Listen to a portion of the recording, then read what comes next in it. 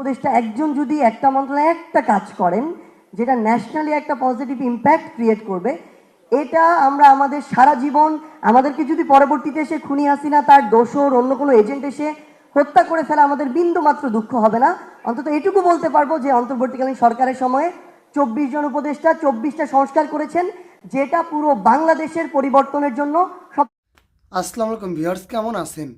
উপদেষ্টা সারজিৎ আলম ভাই একটা কথা বলছে যে আমরা কবে মানুষ হব কিংবা মানুষের আকৃতি ধারণ করব, এরকম একটা কথা বলছে। কিন্তু কারণটা কি, মূল উদ্দেশ্যটা কি?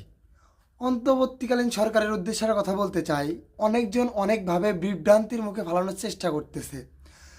বাংলাদেশে এখনও কিন্তু নিত্য নমুনার মানুষই বসবাস করে।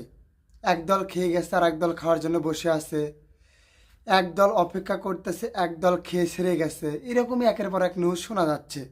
তো একটা কথা বলতে চাই, আপনি ইউনূস সরকার বাংলাদেশে এরকম কিছু করে যান যেটা বাংলাদেশের মানুষের শরীরের সাথে লেখা থাকে, কিবা মানুষ বলতে পারে যে হ্যাঁ ইউনূস সরকার 1 বছরে কিবা 4 মাসে কিছু করে গেছে। তো যাই হোক না, সারজিৎ আলম ভাই কিছু গুরুত্বপূর্ণ বক্তব্য দিয়েছে। আপনারা সবাই জানেন যে 5ই আগস্টের পর কিন্তু বাংলাদেশ নতুন করে স্বাধীন হয়েছে, কিন্তু তার ভিতর অনেক খুদ চাউল ধান আছে। তো যাই হোক না কেন, সারজিৎ আলম ভাই যে গুরুত্বপূর্ণ কথাটা বললো এবং বক্তব্যটা দিল, পুরো ভিডিওটা না দেখলে বুঝতে পারবেন না। তবু তার আগে একটা কথা বলতে চাই, ভাই আপনি যদি আমার চ্যানেল নতুন হয়ে থাকেন অবশ্যই চ্যানেলটা সাবস্ক্রাইব করে দিয়ে যাবেন। চলুন যাই ভিডিওটা শুরু করি। কিন্তু এটা তো সম্ভব না।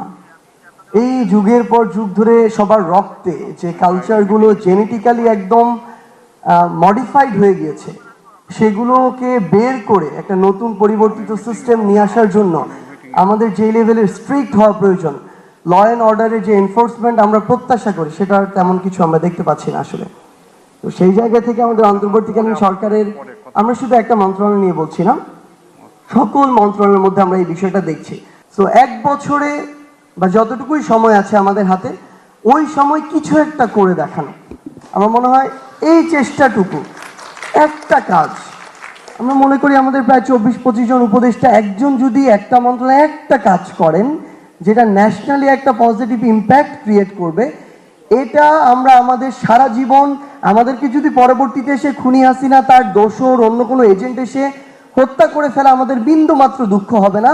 অন্তত এটুকু বলতে পারবো যে অন্তর্বর্তীকালীন সরকারের সময়ে 24 জন উপদেষ্টা 24টা সংস্কার করেছেন, যেটা পুরো বাংলাদেশের পরিবর্তনের জন্য সবচেয়ে গুরুত্বপূর্ণ ভূমিকা রেখেছিল। ব্রেকফাস্ট, টিফিন কিংবা স্ন্যাক টাইমে মজাদার আয়োজন মানে অল টাইম ব্রেড।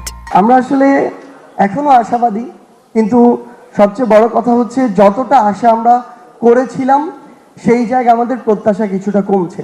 আমরা চাই আমাদের এই প্রত্যাশা আরো বাড়ুক।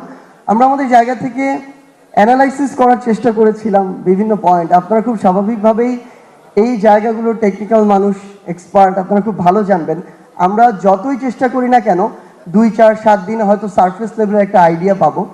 বাট আমাদের জায়গা থেকে যেটা মনে হয়েছে, আমাদের এই বিজনেস সেক্টরে বা আমদানি রপ্তানির ক্ষেত্রে বড় বড় কিছু প্রতিষ্ঠান যেভাবে বিগত 16 বছর কিংবা তার আগেও এই বিষয়গুলোকে নিয়ন্ত্রণ করেছে, স্পেশালি আমাদের আমদানির জায়গাটা, এই জায়গা আমার মনে হয় আরেকটু ডিসেন্ট্রালাইজড হওয়া প্রয়োজন। আমাদের কাছে এমন তথ্য রয়েছে যে এই বড় প্রতিষ্ঠানগুলো আসলে ঠিক করে দেয় কোন মাঝারি বা ক্ষুদ্র প্রতিষ্ঠান কোথায় থেকে আমদানি করবে। এই বড় প্রতিষ্ঠানগুলো যদি তাদের জায়গা থেকে ফোন না দেয়, পারমিশন না দেয়, মাদার ভেসেল থেকে লাইট ভেসেলে পণ্যগুলো নামে না। ইভেন কষ্ট করে টাকা দিয়ে যদি নামানো হয়, দেখা যায় যে সেখান থেকে কর্মচারী ইউনিয়ন আরেকটা ফোন কল পেয়ে ওই পণ্যগুলো খালাস করে না।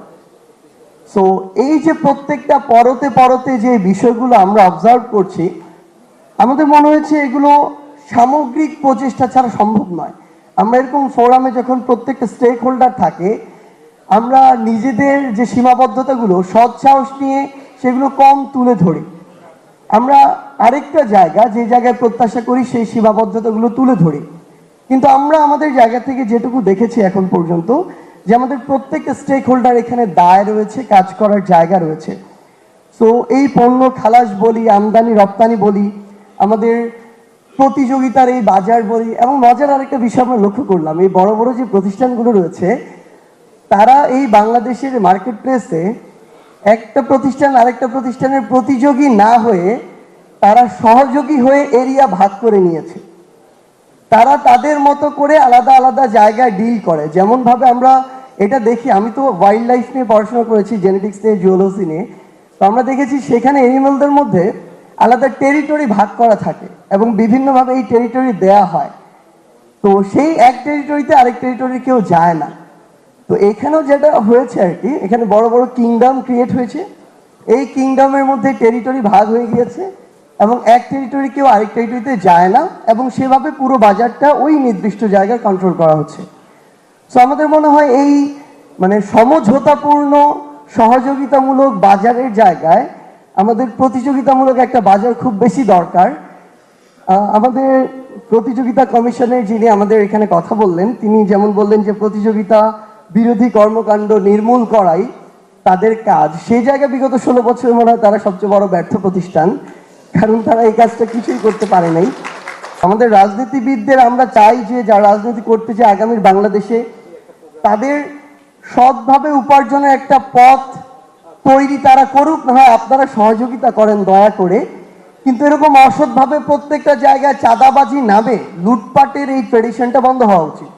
এটা রাজনীতিবিদদের পক্ষ থেকে এই কাজটা তাদের করতে হবে। একইভাবে বিজনেসম্যান এখানে যারা রয়েছেন, আপনারা আপনাদের জায়গায় যদি এই প্রতিযোগিতামূলক বাজারটা বা আপনাদের জায়গা থেকে যতটা কাজ করা যায়, ইভেন একদম দুইটা শব্দ দিয়ে বলি, সরকার কাজ করছে মূল্যস্ফীতি নিয়ে, আমাদের বড় বড় বিজনেসম্যানদের কাজ করতে হবে লোভ স্ফীতি নিয়ে। মানে এই লোভের যে স্ফীতি, এটা আমাদের মনে হয় কিছুটা কমানো উচিত। যে বড় থেকে বড় এম্পায়ার তৈরি করা, এই জায়গার পাশাপাশি দেশ এবং মানুষের জন্য কিছু। আশা করছি পুরো ভিডিওটা দেখছেন, যে গুরুত্বপূর্ণ বক্তব্যটা দিল কি শুনছেন কিংবা দেখছেন তো, যে হ্যাঁ। তো একটা কথা বলতে চাই, যদি আমার এই ভিডিও ছোটো ভাইয়ের ভিডিওটা ভালো লেগে থাকে অবশ্যই চ্যানেলটা সাবস্ক্রাইব করে দিয়ে যাবেন এবং কমেন্ট করে বলবেন ভিডিওটা কেমন হয়েছে। সবাইকে অনেক অনেক ধন্যবাদ।